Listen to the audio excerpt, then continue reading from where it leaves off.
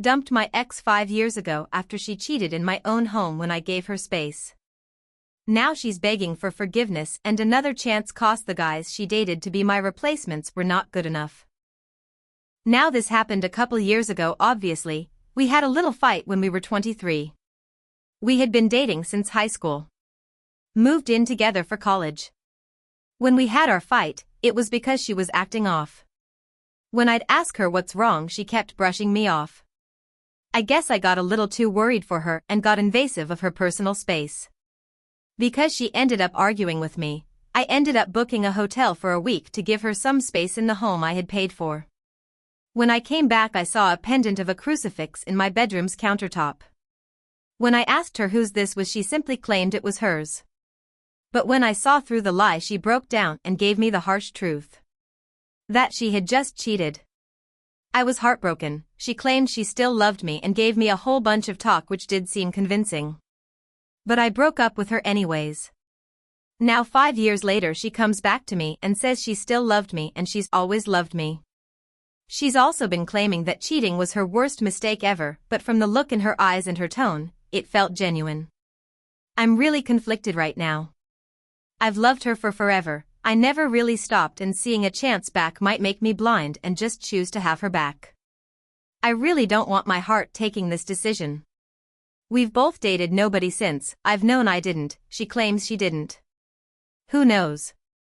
I need help. Do cheaters even deserve forgiveness? Mini update. I've fully decided against getting back with her, and I've unblocked her and called her telling her to meet up in a cafe tomorrow night to discuss our feelings towards each other. I will not take her back. Full update. I called her after everyone told me it's best we ask for information and so I've rung her up to meet at a place we both agreed on. We ended up meeting at a restaurant as we had agreed upon. As expected she went back to apologizing mode, but then I wasn't going to let her off the hook, and I had asked her for everything.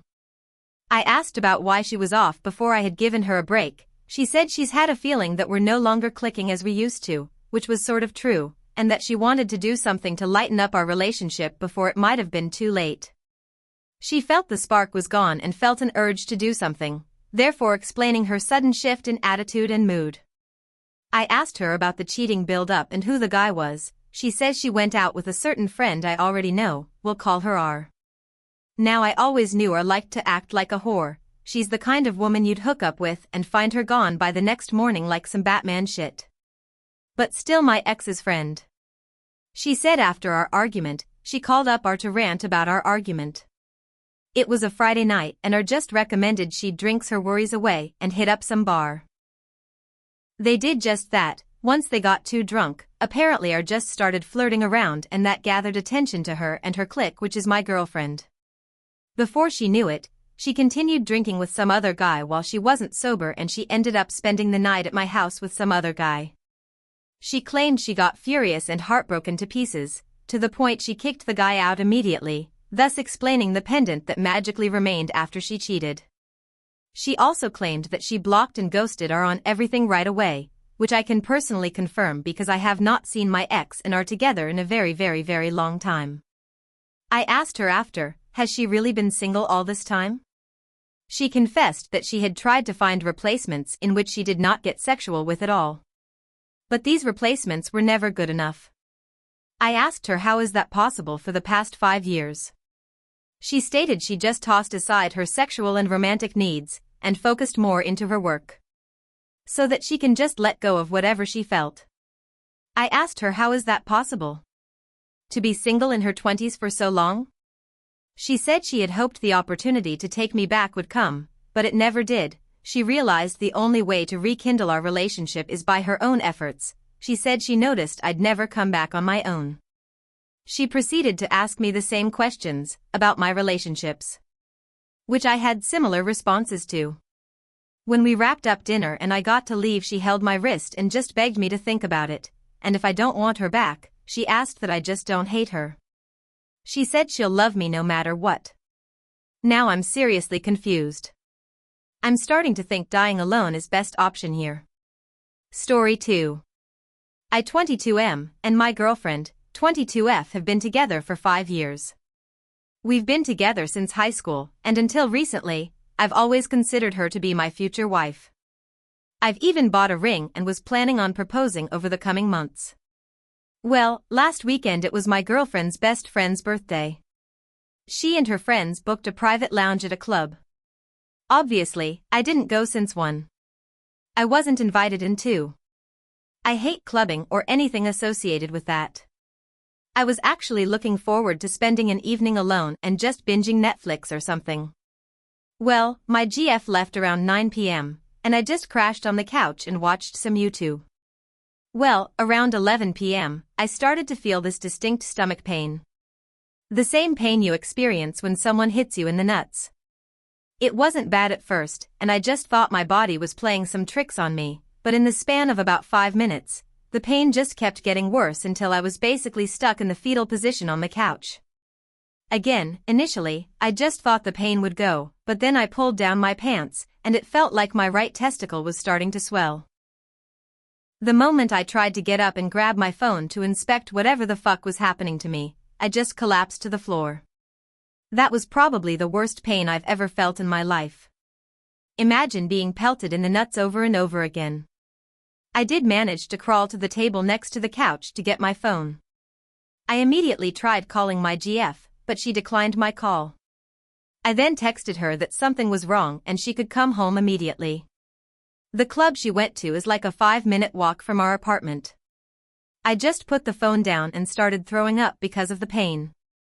After throwing up for like a minute, it felt like the pain started to cool down a bit, and I grabbed my phone again, and that's when I saw her response. She just replied with a "What is it?" unamused face. I tried calling her again, but as expected, she just declined again. I then texted her that I need to go to the hospital now. She then asked for what, and I just replied with "My balls hurt." I then just dialed for emergency services. I explained my situation to the emergency responder, and she asked if there was somebody that could drive me to the hospital, and I stupidly said yes. I thought my GF would be home soon, and she would drive me to the hospital. I felt embarrassed to call an ambulance because my balls hurt. After I told the emergency responder this, she then told me that she would call me again in 10 minutes to make sure I was being driven to the hospital. I then put down the phone and went back to vomiting on our carpet. Again, after the pain went away for a bit, I checked my phone and saw that my GF just responded with laughing emojis. I again tried to call her, but as expected, she just declined again. She texted me that this wasn't the time to play games, and she then told me that if I texted or called her again, she would block my number. I again tried calling her, but she declined again, and when I tried calling her a second time, I realized she actually blocked me. I went back to curling up on the floor, and now I started shivering. At this point, I didn't care about being embarrassed and just called emergency services again and asked for an ambulance. It felt like an eternity, but the ambulance eventually came and rushed me to the hospital. I don't remember much of surgery since I was sedated, but I remember waking up eventually, and my right testicle was being stitched together. The doctor informed me that I had a testicular torsion, and I was extremely lucky to reach the hospital in time. I could have easily been forced to surgically remove my testicle. I checked my phone and saw the missed calls and messages my GF left me. In summary, she came home from clubbing and smelled the vomit in our apartment. When she saw the vomit on our carpet, she got mad and tried searching the apartment to find me. When she realized I wasn't there, only then did it hit her that I was actually being serious. I just texted her in which hospital I was staying in and my room number, then went to sleep. I woke up the next morning and saw my GF sleeping on a couch next to my bed. After she woke up, she started bombarding me with apologies. She thought I was joking, that I was trying to ruin their night, etc. I didn't have the energy to argue, so I just kept quiet. I was beyond hurt by what she did, and I wanted to break up with her then and there. Why the fuck would somebody ignore messages where their partner is begging them to come home? Not only that, she stayed in the club until 3 a.m. and didn't even consider going home to check on me.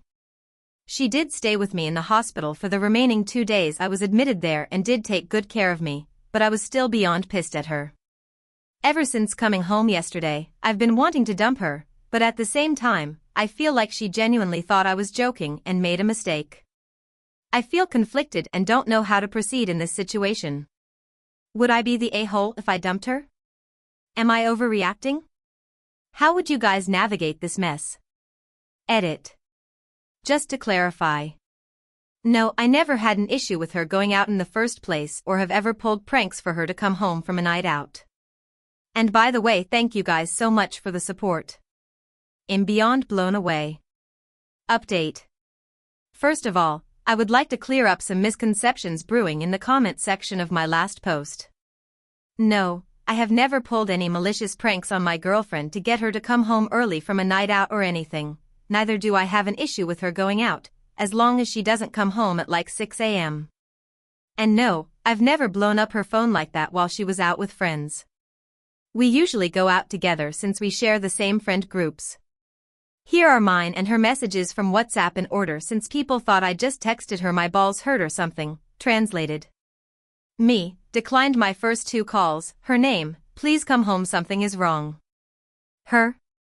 Can't talk, RN. What is it, unamused face? Me, tried calling her again. I need to go to the hospital. Her?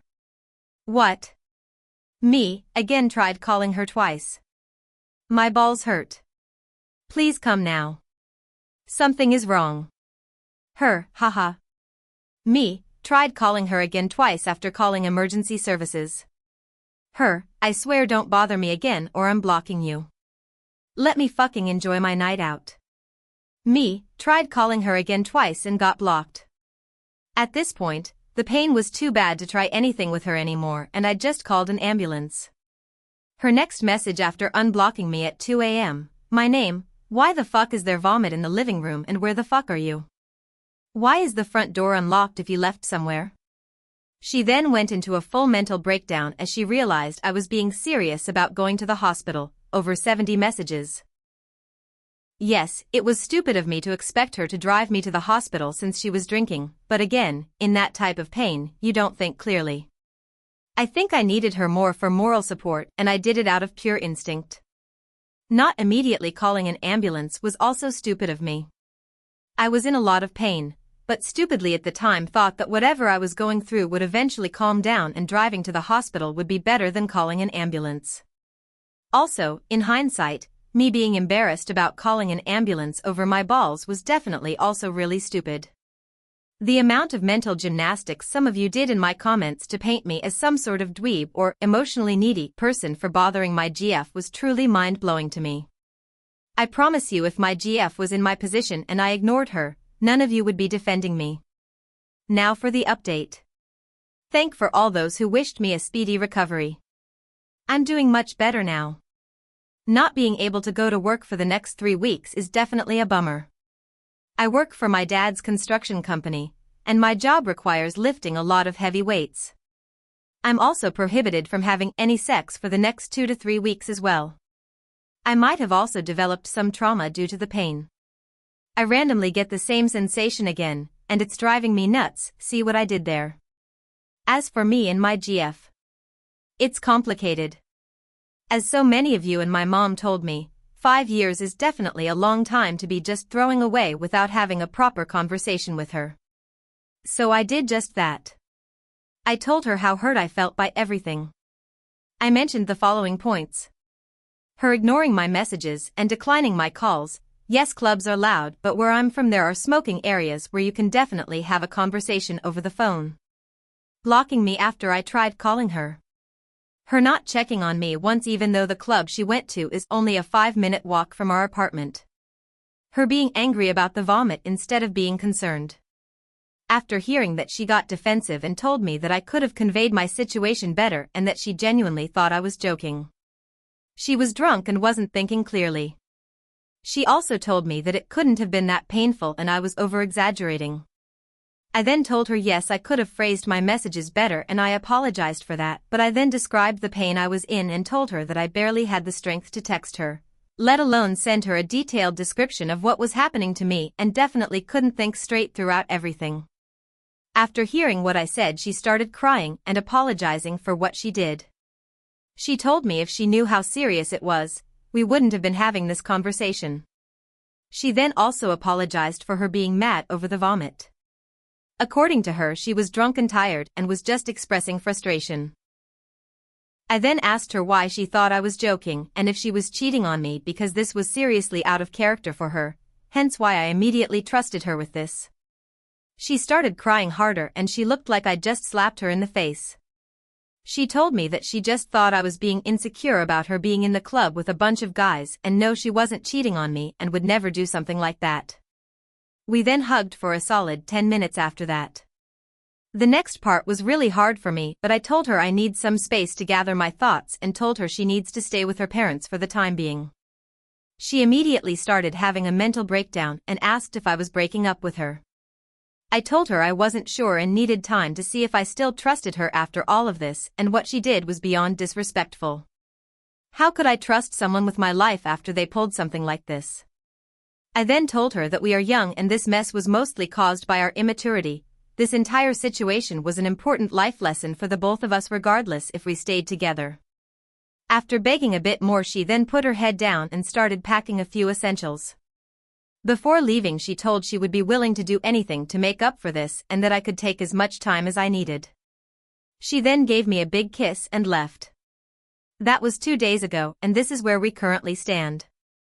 I still give her updates on my healing, but besides that we don't contact each other. I'm really torn right now. I still don't have that trust in her, but her owning up to her mistake shows that she knows she fucked up and is remorseful. This is definitely something out of the ordinary for her, but there will have to be major boundaries and new rules set. I can think of the following. If she blocks me again for anything equals blocking herself from ever seeing me again. Ignoring my messages will not be tolerated anymore. If she goes out alone again, she has to pick up if I call regardless of the situation.